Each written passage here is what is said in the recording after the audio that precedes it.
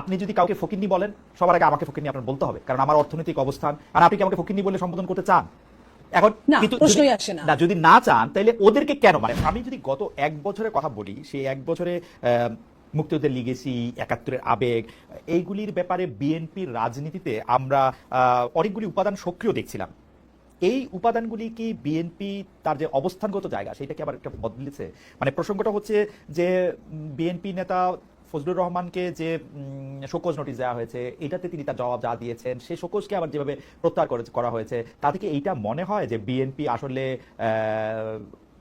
বিশেষ করে মুক্তিযুদ্ধ প্রসঙ্গ, 71 প্রসঙ্গ বা জামায়াতে ইসলামের সাথে সম্পর্ক প্রসঙ্গ, এই প্রসঙ্গগুলির ক্ষেত্রে তার যে অবস্থান, সেই অবস্থান একটু বদলেছে।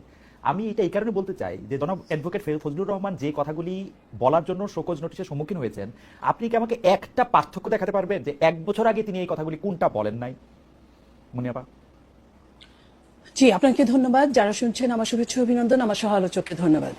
আপনি যে প্রশ্নটা করেছেন আমি ভীষণভাবে অনুতপ্ত। আমি নিজে ব্যক্তিগতভাবে মুক্তিযুদ্ধের প্রশ্নে আমি মুক্তিযুদ্ধ দেখিনি ওইভাবে, বাট মুক্তিযুদ্ধ যে ধ্বংসাবশেষ দেখে আমি বড় হয়েছি, সেইখানে একজন মুক্তিযোদ্ধা, প্রকৃত মুক্তিযোদ্ধার যখন অবমাননা হয় তখন হৃদয় রক্তক্ষরণ হয়। আমি একজন মুক্তিযোদ্ধা, আমি এখানে পড়েছিলাম, একজন মুক্তিযোদ্ধা সবসময় মুক্তিযোদ্ধা না, একজন রাজাকার, চিরস্থায়ী রাজাকার, বাট একজন মুক্তিযোদ্ধা এবং কখনো সে তার জায়গা চেঞ্জ করতে পারে। কিন্তু আমি যে যার কথাটা বললেন, আমি তাকে মুক্তিযোদ্ধার জায়গা থেকে আমি 10-এ 10 দিতে রাজি। কিন্তু ওনার একটু কথা, কণ্ঠটা একটু জোরে ছিল, একটু স্থানকাল পাত্র, ওনার বয়স যেটা, সেই হিসেবটা ধরলে আমরা অনেকখান থেকে এখান থেকে ওনাকে এক্সকিউজের জায়গায় একজন মুক্তিযোদ্ধাকে তার মুক্তিযুদ্ধকে ধরে রাখার জন্য আমরা এক্সকিউজ করতে পারি। জানি না দল কি কারণে কি জন্য এটা করেছে, দল এটা ক্লিয়ার করে নাই, আমিও ক্লিয়ার না, কিছুক্ষণ আগে আমরা এটা দেখলাম। তো সেই জায়গা থেকে আমি বলতে চাই যে একজন মুক্তিযোদ্ধাকে যখন তার পাশে, তার সারাউন্ডিং এ, তার বিল্ডিং এর চারপাশে যখন বাজে স্লোগান দিয়ে, জঘন্যতর স্লোগান দিয়ে যখন তাকে আটকে রাখা হয়, এটা এই দেশের জন্য লজ্জাস্কর। আমি আমি যে কোনো জায়গায় দাঁড়িয়ে এই কথাটাই বলতে পারি। তার জন্য বিচার আছে, তার জন্য সে যদি কোনো অন্যায় কাজ করে তার জন্য বিচার আছে, আইন আছে, আদালত আছে। কিন্তু তাকে রাষ্ট্রীয় কোনো জায়গা থেকে বলে না এই মবের শিকার তাকে হতে হবে। আমরা 5ই আগস্ট পর্যন্ত মবকে মব বলিনি। 5ই আগস্টে যেটা বৈধ ছিল, 5ই আগস্টের পরে কিন্তু সেটা বৈধ না, অবৈধ। এখন রেভুলেশন সবসময় হয় না খালেদ ভাই, রেভুলেশন একটা সময় 10 বছর, 20 বছর, 30 বছর পরে হয় এবং খুব কম সময়ের জন্য থাকে। তো সেই জায়গায় যদি 1 বছর পরে ওই রেভুলেশনের ধারা ধরে, এবং একটা আপনি দেখেন, আপনি যে কথাটা বললেন মুক্তিযুদ্ধ এবং মুক্তিযুদ্ধের লেগেসি, যেটাকে সরানোর জন্য আপনি খেয়াল করেন কত সুকৌশলে রাজাকার শব্দটাকে এস্টাবলিশ করা হচ্ছে। আমি এই কথাগুলি আমি শুধু বিএনপির অবস্থানটা বুঝতে চাইছিলাম। বিএনপির অবস্থানটা কেন বুঝতে চাইছি? আমার প্রশ্ন সরল, জনাব ফজলুর রহমান এমন কি নতুন কথা বললেন যাকে বিএনপি শোকজ দিতে হলো? 2 নাম্বার হচ্ছে, আপনি মব জাস্টিসের কথা আপনি বলতেছেন, কিন্তু বিএনপির কিন্তু আমি এখানে মাল্টিপল স্ট্যান্ডার্ড দেখি। আপনার মনে আছে 15 আগস্টে কে বাড়িতে শোক জানাতে যাবে না, বিএনপি থেকে কিন্তু সিদ্ধান্ত নেওয়া হয়েছে তাদেরকে ঠেকানো হবে। আমি কোনোটার পক্ষেই বলছি না, আমি বিএনপির অবস্থাটা বুঝতে চাইছি। আমি বিএনপি, শোনেন, বিএনপি একটা এমন একটা দল, আমাদের এটা একটা উদারনৈতিক দল, মধ্যপন্থা দল, না ডান না বাম। এই উদারনৈতিক দলে যখন যার অবস্থান ভালো থাকে, যে গ্রুপটার, সে গ্রুপটা এখানে গেইন করে।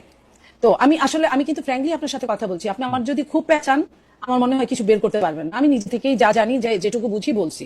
আর সেইখানে বিএনপি একটা মুক্তিযোদ্ধার দল। বিএনপির মানে প্রথম প্রেসিডেন্ট, বিএনপি যিনি জন্ম দিয়েছেন, উনি স্বাধীনতার ঘোষক ছিলেন। শুধু স্বাধীনতার ঘোষকই ছিলেন না, উনি রণাঙ্গনে প্রথম সারিতে যুদ্ধ করেছেন, উনি বীরের উপাধি পেয়েছেন। সেই তার দলে ম্যাক্সিমাম বিএনপির প্রথম সারির নেতারা মুক্তিযোদ্ধা ছিলেন। সেইখানে ফজলুর রহমান সাহেব একজন মুক্তিযোদ্ধা।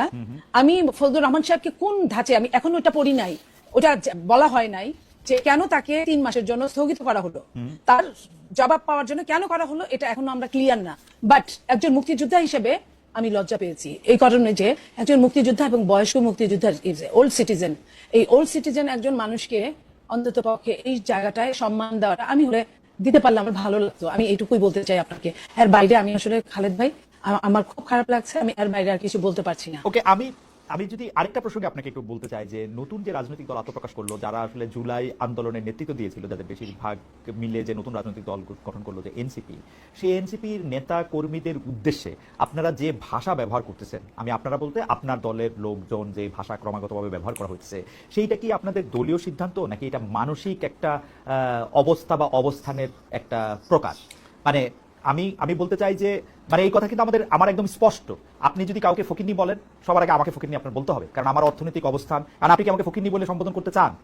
এখন না, কিন্তু প্রশ্নই আসে না। যদি না চান, তাহলে ওদেরকে কেন, মানে ওদের, আমি যদি অর্থনৈতিক অবস্থানের কথা ধরি, অন্য যে কোনো অবস্থানে ধরলে আমি তাদের চেয়ে বেশি ফকিন্নি, মানে এটা একদমই সরল কথা আমার, বা পারিবারিক উত্তরাধিকার, এগুলি যে কোনো কিছু ধরলে। আমি বাংলাদেশের প্রেক্ষাপটে আমি মনের দৈন্যতাকে ফকুন্নি বলতে পারি, হ্যাঁ, কিন্তু কতটা অবস্থান, অর্থের অবস্থা আছে, অর্থ হিসেবে আমরা সবাই তো নিম্ন মধ্যবিত্ত বা মধ্যবিত্ত ঘরের মানুষজন।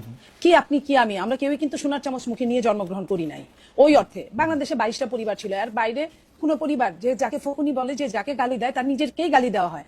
এই ছেলেদের, এই এনসিপির ছেলে মেয়েদের আমি অনেক সমালোচনা করি এবং ওরা আমাদের অনেক সমালোচনা করে, কিন্তু আমি এটা বলতে পারবো না। এই জায়গাটায় আমি সরি, এটা বলাটা, এই শব্দটা এক্সপান্স হওয়ার মতো শব্দ, এটাকে আমি খুব বেশি গুরুত্ব দিচ্ছি না, এবং এটার জন্য আমি আমার পক্ষ থেকে দুঃখ প্রকাশ করছি।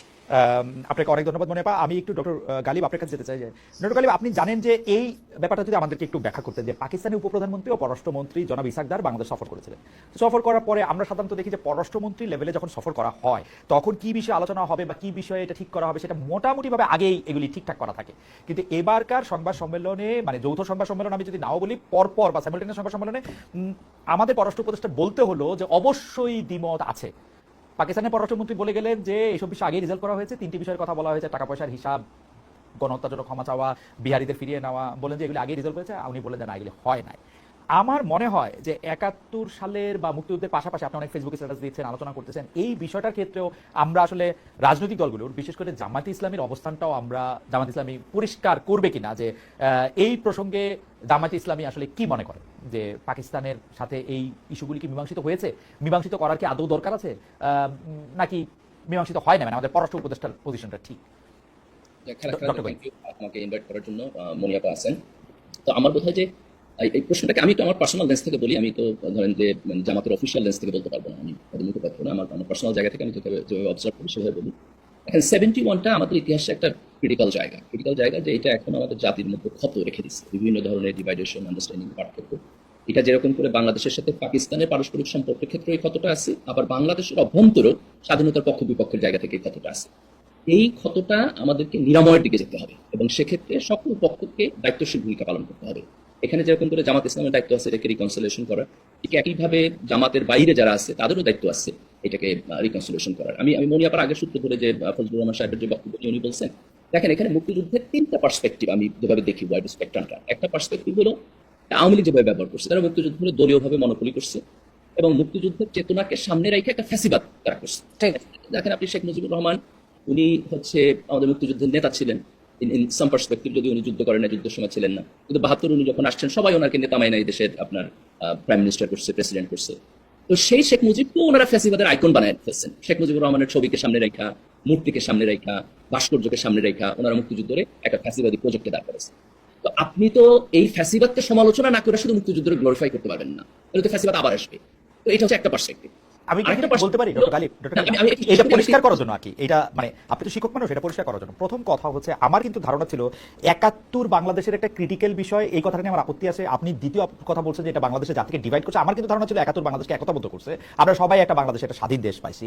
2 নাম্বার হচ্ছে আমি কিন্তু আপনার সাথে 100% একমত, বিগত সরকার এই মুক্তিযুদ্ধকে নিয়ে ব্যবসা করছে, তারা একটা ফেসিবাদী কাঠামোতে কিছু মৌলিক, আমি কি বলবো, একটা দেবত্ব সৃষ্টি করতে চাইছে, যেটার বিপক্ষে আমরা ছিলাম। কিন্তু আমাদের খুব আশা ছিল এটা আমরা আওয়ামী লীগ থেকে মুক্ত করে আমরা সবাই মিলে মুক্তিযুদ্ধটাকে সেলিব্রেট করবো। কিন্তু এখানে কিন্তু আমরা আওয়ামী লীগের বয়ানটাকে আবার করতে দেখলাম, আওয়ামী লীগকে আঘাত করতে গিয়ে মুক্তিযুদ্ধকে আঘাত করা হচ্ছে।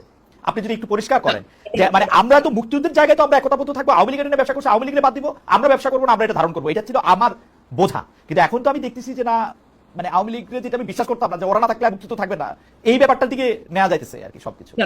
দেখেন এখানে আপনি মুক্তিযুদ্ধকে আওয়ামী লীগ থেকে যে সেপারেট করবেন, এই সেপারেট করার কাজটা না কইরা আপনি যদি মুক্তিযুদ্ধকে গ্লোরিফাই করেন, তাহলে কিন্তু সেটা আওয়ামী লীগের ফ্যাসিবাদকে আবার লেজিটিমাইজ করবে। এই জায়গায় আমাদেরকে খুব